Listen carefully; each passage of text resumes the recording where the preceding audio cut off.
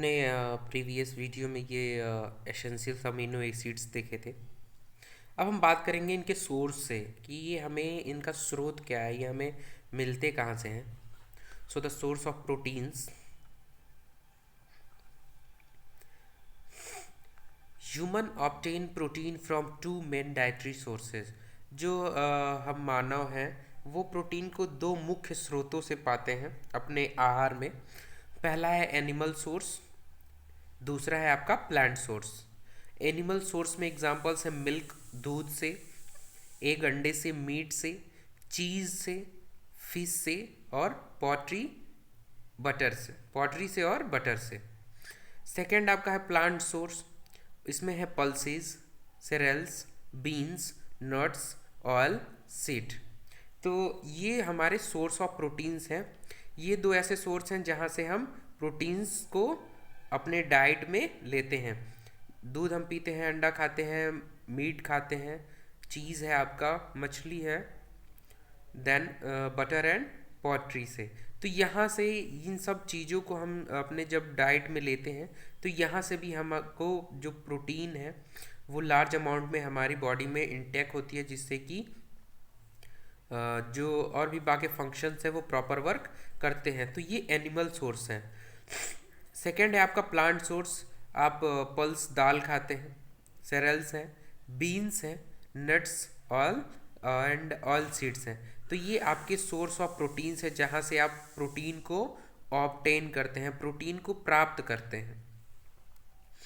फिर है आपका फंक्शंस ऑफ प्रोटीन। हमारी बॉडी में प्रोटीन क्या फंक्शन करती है, क्या वर्क है इसका, जिसके बारे में हम जानेंगे इसमें। Functions of proteins include, first है आपका growth and development of the body. हमारे बॉडी की जो ग्रोथ है और जो उसका डेवलपमेंट है उसमें हमारी प्रोटीन की बहुत ज़्यादा भागीदारी होती है। बहुत ज़्यादा प्रोटीन उसमें इम्पोर्टेंस रखता है आपकी बॉडी के ग्रोथ में और डेवलपमेंट में। सेकेंड है आपका maintenance, repair and replacement of damaged tissue. Proteins responsible किसके किसके लिए होते हैं? तो सबसे पहले आपका था growth and development of the body. Second है आपका maintenance and repair and replacement of damage tissue. आपके सेल्स के रिपेयर में और उनके रिप्लेसमेंट में, और जो डैमेज टिश्यू होते हैं, जो डैमेज सेल्स होते हैं, उनको उनके मेंटेनेंस में और उनके रिपेयर में भी बहुत ही यूज़फुल होता है। थर्ड है आपका part of metabolic and digestive enzymes and hormones. जो प्रोटीन्स होते हैं वो हमारे मेटाबॉलिक, डाइजेस्टिव इंजाइम्स और हार्मोन्स के पार्ट होते हैं, जो कि उनके मोटिलिटी और उनके ग्रोथ के लिए रिस्पॉन्सिबल होते हैं। जब हमारी बॉडी के लिए प्रोटीन रिस्पॉन्सिबल है तो हमारी बॉडी में जितने भी पार्ट्स हैं उन सारी चीज़ों के लिए प्रोटीन एसेंशियल और रिस्पॉन्सिबल है। उसके बाद है आपका मेंटेनेंस ऑफ ऑस्मोटिक प्रेशर। हमारे बॉडी के जो फ्लूइड्स होते हैं उनके ऑस्मोटिक प्रेशर को भी मेंटेन करता है। फिफ्थ है आपका proteins are essential for immunity. Protein जो होते हैं वो हमारी इम्यूनिटी के लिए बहुत ही एसेंशियल होते हैं। तो जो ये प्रोटीन्स होते हैं हमारी इम्यूनिटी के लिए भी रिस्पॉन्सिबल्स होते हैं, क्योंकि आप देख रहे हो ना प्रोटीन क्या है, वो हमारे लिए फर्स्ट इम्पॉर्टेंस थिंग है, जिसकी वजह से सारी चीज़ें मेंटेन और रिपेयर हो रही हैं। तो इम्यूनिटी जो हमारी प्रतिरोधक क्षमता है उसके लिए भी प्रोटीन बहुत ही ज़्यादा महत्वपूर्ण होता है। Protein can also supply energy 4 kcal पर ग्राम। यहाँ पे भी जो प्रोटीन का 1 ग्राम है वो एनर्जी के 4 कैलोरी को प्रोड्यूस करता है। कार्बोहाइड्रेट के ही बराबर होता है। कार्बोहाइड्रेट भी 1 ग्राम इक्वल्स टू 4 kcal का ही एनर्जी देता है। अगर आपको याद हो, नहीं याद हो तो एक बार रिकॉल कर लीजिएगा, देख लीजिएगा। तो ये रहा आपका फंक्शन ऑफ प्रोटीन।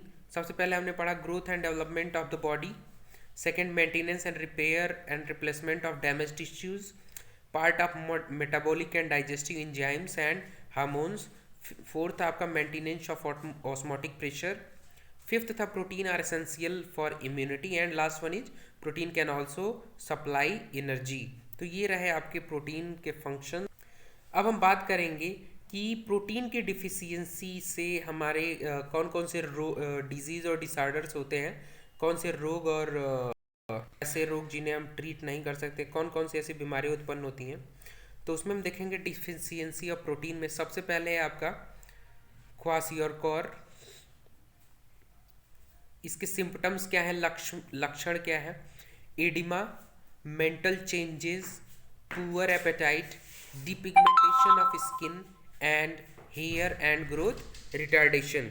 अब सबसे पहले एडिमा की बात करेंगे। एडिमा को शायद आप लोग जानते हो, एडिमा में स्वेलिंग हो जाती है आपके सेल्स में, अनवांटेड